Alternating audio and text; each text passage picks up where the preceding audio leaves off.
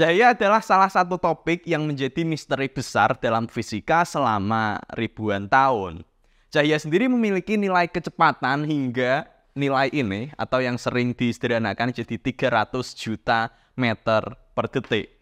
Yang mana nilai ini adalah batas nilai kecepatan yang paling tinggi di alam semesta. Nggak ada benda lain yang bisa melebihi kecepatannya. Nah, ini adalah video lanjutan dari videoku yang sebelumnya kemarin. Kemarin kan kita udah sempat membahas nih tentang asal-usul rumus E sama dengan MC kuadrat ini. Dan by the way, terima kasih buat teman-teman semua karena respon positif dari video itu. Alhamdulillah banyak yang bilang jadi lebih gampang tidur ketika nonton video itu. Ya, tapi di video itu banyak pertanyaan-pertanyaan menarik yang muncul. Salah satunya adalah terkait dengan C di sini, E sama dengan MC kuadrat, di mana C ini adalah kecepatan cahaya, yang nilainya adalah ini. Kemudian pertanyaannya, bagaimanakah para ilmuwan bisa menemukan nilai ini pada mulanya? Nah, itu adalah hal yang akan kita bahas di video kali ini. Jadi kita akan melakukan dua hal di video ini nanti, agak ke sini. Yang pertama, kita nanti akan melakukan eksperimen sederhana untuk mengukur kecepatan cahaya dengan menggunakan oven microwave ini. Kemudian setelah itu nanti kita akan masuk ke bagian yang fisika yang agak teknis. Kita akan menurunkan secara dasar teoritisnya bagaimana para ilmuwan pada waktu itu bisa tahu sebenarnya cahaya itu apa sih dan berapa kecepatannya. Oke. Untuk melakukan eksperimennya, di sini kita memerlukan sebuah oven microwave. Dan selain microwave, di sini kita memerlukan keju-keju slice. Ini sekalian aku taruh di tempat mendatar. Aku pakai kardus di sini. Oke. Kemudian kita masukkan ke dalam microwave. Dan di sini untuk microwave-nya, tray yang berputarnya harus kita lepas di sini. Dan sebagai gantinya, saya kasih kayak gini.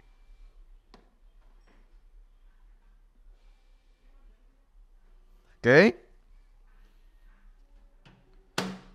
Lalu kita nyalakan.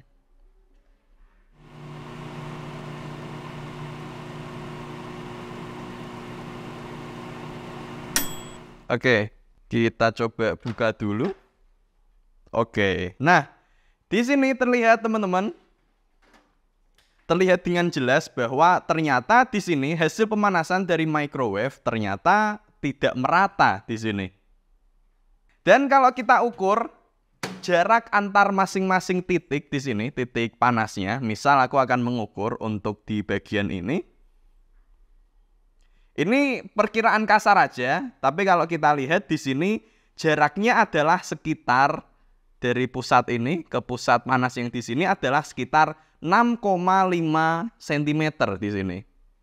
Ini pun bisa kita ukur ke jarak yang lainnya, misal ke arah yang sini.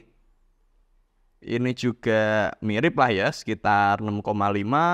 Atau misal jarak dari sini ke sini malah sekitar 6 cm, 6,5. Nah, ini adalah informasi yang sangat penting yang bisa kita gunakan untuk menghitung nilai kecepatan cahaya. Jadi caranya gini. Oven microwave ketika dia menyala, maka dia akan mengeluarkan gelombang. Gelombang ini nantinya akan memantul karena kena dinding yang lain. Seperti ini. Yang akibatnya dari sini nanti akan ada titik-titik di mana panasnya itu lebih tinggi daripada yang titik lainnya. Di sini ini adalah bagian yang panasnya lebih besar, sementara kalau yang di bagian di sini ini panasnya secara efektif lebih kecil. Dan dari sini, dari nilai pengukuran ini tadi, kita bisa melihat bahwa nilai panjangnya, jaraknya adalah 6,5 cm. Yang artinya, panjang gelombangnya dari gelombang microwave ini adalah 2 kalinya, berarti lambdanya adalah 2 kali 6,5 cm atau 13 cm. Ini adalah panjang gelombangnya. Kemudian yang perlu kita perhatikan, Frekuensi dari oven yang aku gunakan ini adalah sebesar 2450 MHz. Kemudian dari sini kita bisa menghitung kecepatan cahaya. Caranya simpel banget. V, kecepatan dari gelombang ini adalah lambda kali F. Lambdanya adalah 13 cm, 0,13 kali F-nya adalah 2450 MHz, berarti 10 pangkat 6. Dan dari sini kita dapatkan nilai kali 10 pangkat 6 atau 3,18 kali 10 pangkat 8 meter per detik. Ini adalah hasil dari pengukuran yang kita lakukan barusan dengan menggunakan oven microwave. Dan ini adalah nilai kecepatan cahaya yang kita ukur. Kalau kita bandingkan dengan nilai referensinya, ya lumayan mirip lah, karena itu kan 318 juta meter per detik.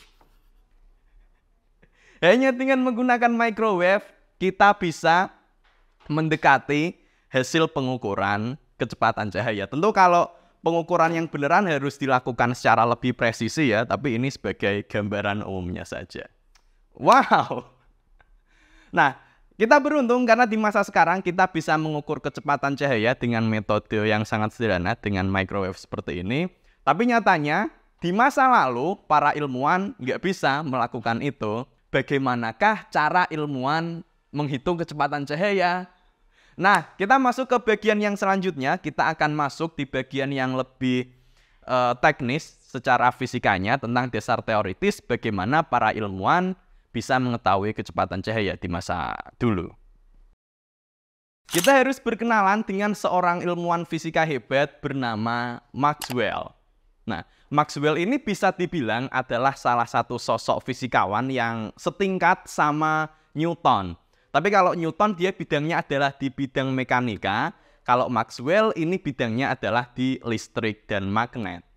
Maxwell ini adalah seorang ilmuwan teoritis, jadi dia nanti menemukan kecepatan cahaya hanya dengan otak-atik matematika. Nah, jadi pas masa hidupnya Maxwell itu memang pemahaman tentang listrik dan magnet sudah berkembang, tapi kemudian disempurnakan oleh Maxwell lewat perumusan matematika. Dia kemudian merumuskan 4 buah persamaan yang sangat fundamental di listrik dan magnet. Mulai dari persamaan untuk listrik, kemudian magnet,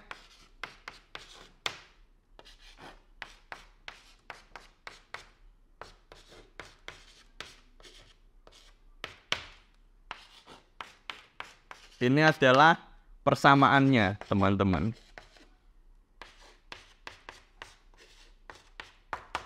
Nah, nggak usah dibawa pusing dulu. Memang bentuknya sangat intimidatif, tapi nggak usah dibawa pusing. Intinya, persamaan pertama ini tentang listrik. Persamaan kedua ini tentang magnet. Dan persamaan ketiga dan keempat inilah yang bagian yang sangat penting. Persamaan ketiga ini intinya adalah bahwa perubahan medan magnet itu nanti bisa menghasilkan medan listrik. Makanya ketika ada kumparan yang dilewati oleh magnet, dia bisa menghasilkan arus listrik. Kemudian untuk yang keempat ini menunjukkan bahwa perubahan medan listrik dapat menghasilkan medan magnet. Ini bagian yang paling penting, dua persamaan terakhir ini. Kemudian pas waktu itu, Maxwell kemudian berpikir, loh, kalau perubahan medan magnet bisa menghasilkan medan listrik, dan perubahan medan listrik bisa menghasilkan medan magnet, loh, berarti ini nyambung terus dong. Iya kan? Gini. Misal, ini adalah sebuah medan magnet. Perubahan medan magnet ini kemudian nanti akan menghasilkan perubahan medan listrik. Perubahan medan listrik ini menghasilkan medan magnet. Medan listrik lagi, dan seterusnya, dan seterusnya. Jadi, dari otak-atik matematika, Maxwell kemudian menduga bahwa ada suatu jenis gelombang yang terdiri dari medan listrik dan medan magnet yang bergerak. Yang gelombang inilah yang kemudian disebut dengan gelombang elektromagnet. Wow! Hanya dengan otak-atik matematika seperti itu. Kemudian Maxwell mencoba untuk melakukan otak-atik matematika dari dua persamaan terakhir ini untuk mencari tahu kecepatan dari gelombang ini tuh berapa sih. Ini akan aku turunkan, tapi disclaimer, ini kalkulus yang lumayan ribet dikit. Jadi kalau kalian misal pusing nggak apa-apa teman-teman, ya ditonton aja. Nah, pertama caranya, ini kita ubah dulu ke dalam bentuk satu dimensi. Persamaan ketiga kita ubah ke dalam bentuk satu dimensi. Jadinya adalah 2S per 2X sama dengan negatif 2B per 2T. Seperti ini. Kemudian untuk persamaan keempat kita ubah juga ke dalam satu dimensi. Jadinya adalah 2B per 2X. Karena listrik dan magnet ini saling tegak lurus arahnya, ini nanti jadi negatif per 2T. Oke. Kemudian ini kita turunkan terhadap X. Per D X kuadrat sama dengan minus D per DT dB per dx. Dan 2B per 2x-nya ini kita bisa memasukkan persamaan 4 ini. Jadinya dari sini kita dapatkan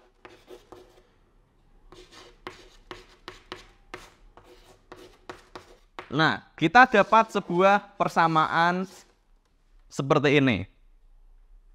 Setelah ini tinggal kita selesaikan. Solusi dari persamaan ini, kita bisa dapat bahwa nilai E-nya yang memenuhi persamaan ini adalah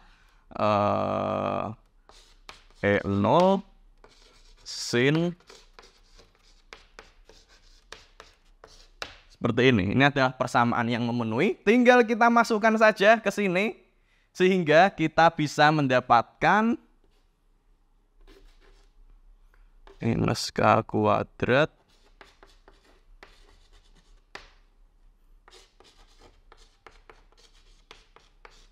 X sama dengan mu 0 epsilon 0 minus W kuadrat mu 0 epsilon 0 E0 sin ini.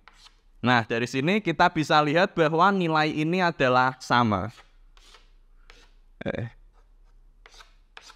Kita dapatkan K kuadrat sama dengan omega kuadrat mu 0 E0.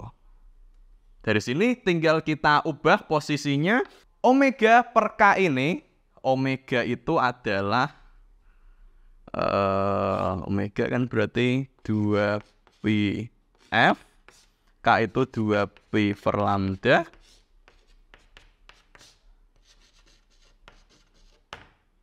Dari sini kita dapat kalau ini adalah lambda kali F.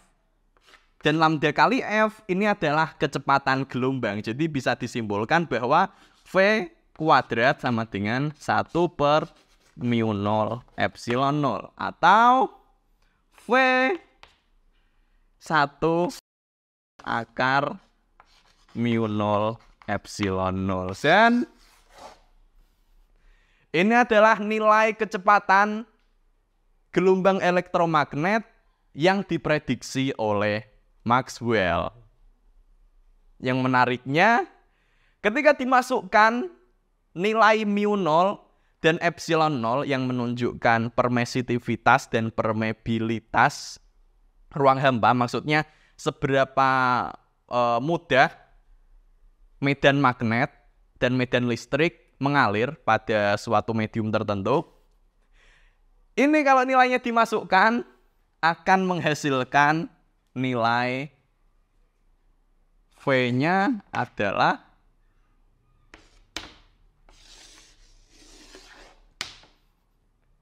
ini adalah asal mulanya secara luar biasa hanya dengan menggunakan otak-atik matematika, Maxwell bisa memprediksi bahwa ada gelombang elektromagnet yang dia ternyata bergerak dengan kecepatan segini. Pas waktu itu sebenarnya sudah ada beberapa eksperimen yang mencoba mengukur kecepatan cahaya dan nilainya juga dekat dengan nilai ini. Dan dari sini Maxwell kemudian berkesimpulan bahwa cahaya itu sebenarnya adalah sebuah gelombang elektromagnet. Salah satu gelombang elektromagnet yang lebih spesifiknya bisa direspon oleh mata kita. Wow! Baik, mungkin demikian teman-teman dasar teoritis fisikanya bagaimana para ilmuwan bisa tahu nilai kecepatan cahaya. Kalau kalian punya pertanyaan silahkan kalian komen di bawah, dan kalau kalian suka dengan model video seperti ini silahkan komen, kasih tahu aja biar lebih sering aku bikin video seperti ini, dan kita ketemu lagi di video selanjutnya. Oke, terima kasih, dadah.